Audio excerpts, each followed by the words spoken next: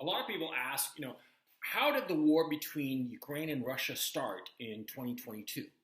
They ask to know the causes and the reasons and why did it start? And see, right there in the question, there are two mistakes. Why did the war between Russia and Ukraine start in 2022? Two mistakes. The first one is the year, because the war didn't start in 2022. It started in 2013. In 2013, there was a coup d'etat in Ukraine, and it was called, after the fact, the Revolution of Dignity, the Maidan Revolution, the Freedom Revolution. But it wasn't a revolution, it was a coup d'etat, it was a color revolution. And what a color revolution is very simply, you see, a legitimate grievance arises among the people.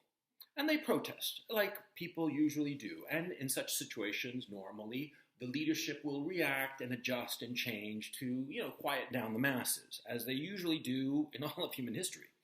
But see, a color revolution is basically when American money and European money in NGOs bring out agents provocateurs, basically thugs, to infiltrate the crowd of peaceful protesters. And these thugs ramp up the violence. They ramp up the violence to an extreme. And so, of course, the police, in the face of this violence, they have to use violence of their own to shut it down. And, of course, innocent people die in such a situation. And those innocent people are then raised up as the victims, the martyrs of the evil regime. And the agents provocateur, they egg on the people to go into the government buildings and smash open the buildings and invade the buildings, because they keep saying, we, the people, it's a democracy, these are our buildings, the buildings of the people. And so the mob goes into the government buildings and takes it over. The thugs take it over. See? That's how color revolutions work. And if you're thinking January 6th, very good. High marks, a little gold star on your forehead. So anyway, in 2013 and 14, this color revolution happened. And the people who took over were basically puppets of the Americans. The Americans picked the government that was going to be put in place after this revolution, which was really a coup d'etat. And following this revolution, i.e. coup d'etat, engineered by the Americans and the American NGOs that were in Ukraine paying for these thugs, well, what happened was that Russia became extremely alarmed, and all of a sudden there was a war between Ukraine and Russia in the Donbass area, the southeast area of Ukraine, because those people in the southeast, they wanted no part of this new government, because this new government was ultra-nationalist, which sounds all good and fine, until you realize that Ukraine is essentially a country divided between ethnic Russians and ethnic Ukrainians. And the ethnic Ukrainians and the extreme nationalists that were put into power following the Maidan Revolution, the Maidan coup of 2013 and 14, well, those people hated the ethnic Russians, and the ethnic Russians were concentrated in the Donbass area. And so they started to go in there trying to pacify this area that wanted no part of their nonsense. And of course, all of a sudden, shooting starts, shelling starts, fighting starts, and the Russians in Russia, wanting to defend the people in the Donbass, because it really was a genocide.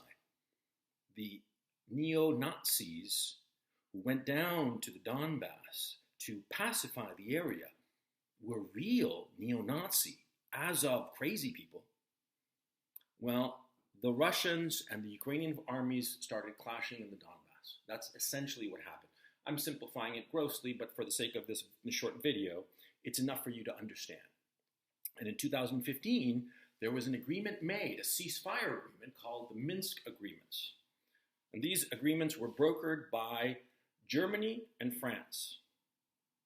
And this agreement was a roadmap to peace in the Donbass. But the new regime in Ukraine refused to accept it. I mean, they signed it because their arm was basically twisted for reasons that are complicated, and so just take my word for it. But they signed it, but they never lived up to it. And for the next 8 years, they kept shelling the Donbass, kept attacking it. That's why now there are all these fortifications. Why do you think they built them over 8 years? Because those fortifications were to defend against the war that the Ukrainians were constantly fomenting. They were constantly shelling Lugansk and Donetsk, those two cities, and also the entire regions. 16,000 people died in the 8 years. So the war did not start in 2022. The war just came to a crescendo in 2022. And in fact, there is reputable intelligence at this time that indicates that the Ukrainian army was gathering in southeast Ukraine because they were getting ready for a blitzkrieg attack on Lugansk and Donetsk in order to take them over, finally, and end this perpetual conflict. And the proof of this is the fact that there are roughly 100,000 soldiers, Ukrainian soldiers, right there, right now, being encircled by the Russian army. Because what happened in February 24th, essentially, the Russians beat them to the punch. There was going to be an open war in the Donbass regardless. The Ukrainians were going to attack and try to capture and conquer and pacify the Donbass region. And the Russian army just beat them to it, and now here we are. But there are two mistakes that you made in your question. Why did this war between Russia and Ukraine start in 2022? As I explained, it started in 2014. But it's not a war between Ukraine and Russia. It's between Russia and the United States by way of NATO. Because NATO, what is the North Atlantic Treaty Organization? It is an American alliance. America is the big dog of the alliance, and it's got all these little chihuahuas around it. You know, France, the UK, Germany, the Netherlands, all these little chihuahuas, and the US, the big dog, with all the big weapons.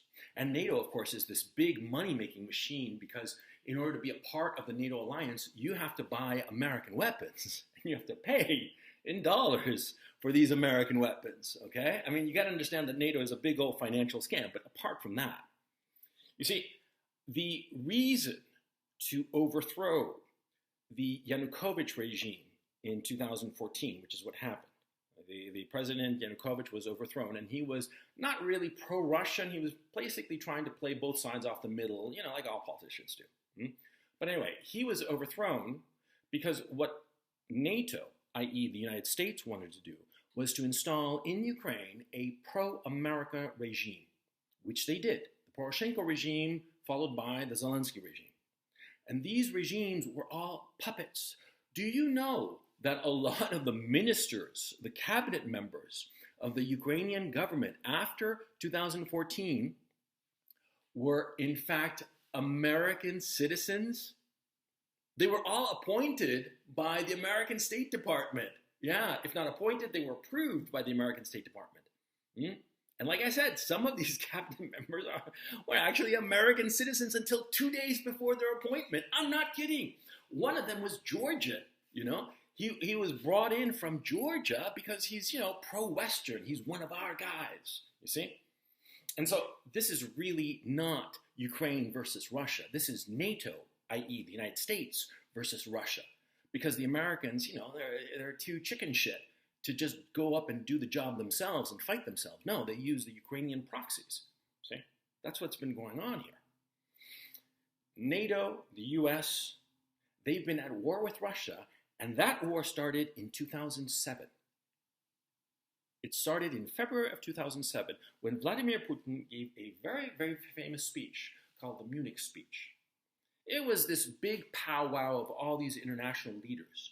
And they were going to be talking about, you know, the future and globalism and blah, blah, blah, you know, the usual garbage, right? And the thing is, see, up to this time, up to 2007, Vladimir Putin was considered our guy in Russia. He was considered a man we can work with in Russia. And the thing is, he had been installed in 1999 with the support of the West. Yeltsin, Boris Yeltsin, the president at the time, you know, besotted alcoholic that he was, he had been convinced to put Putin.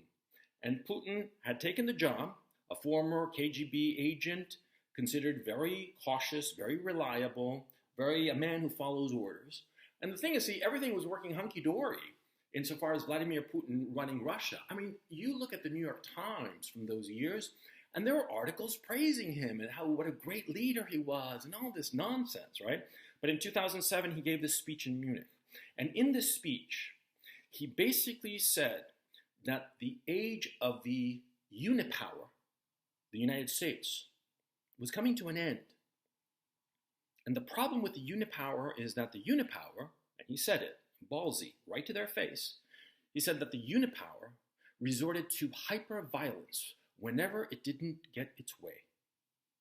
You know, this landed like a ton of bricks on these people, okay? Because there were all kinds of leaders there, okay? And they were all looking. All the European leaders were there. They were like kind of horrified. And you look at the video, it's kind of funny because they did not expect this speech at all. It's a long speech and it's worth reading. It's one of the most important speeches of this century because it's in essence a declaration of war. Because Vladimir Putin is basically saying, we don't want to live in a unipolar world where all power is concentrated in Washington. We don't want to live in a place where it's basically a dictatorship, a pyramid, where everything is in Washington and everybody is subordinated to Washington.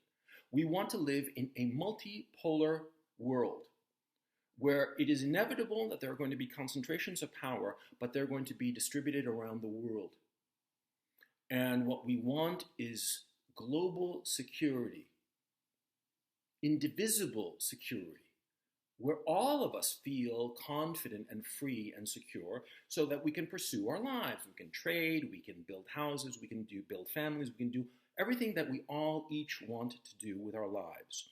But it should be done in a multipolar regime, a multipolar system, not a unipolar system.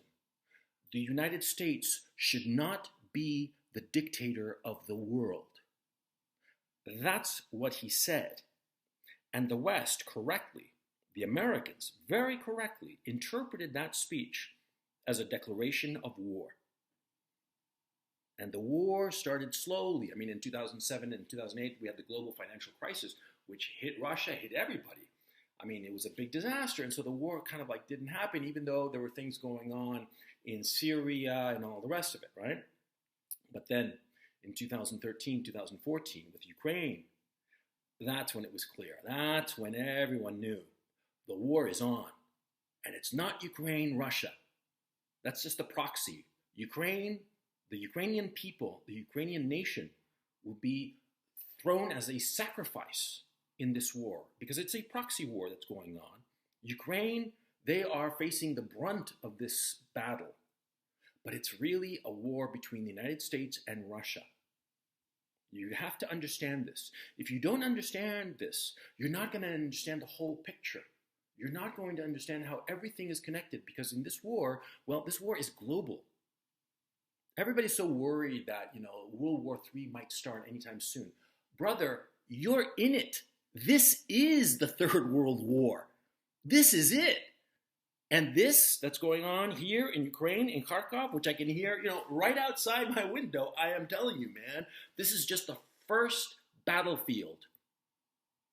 But this war is going on around the world, socially, culturally, economically, politically, militarily. It's going on all fronts, and it's all connected. And once you start to realize it, then you start to see the connections. Then you start to see what's really going on. Understand. The war between Ukraine and Russia did not start in 2022. The war between America and the rest of the world started in 2007.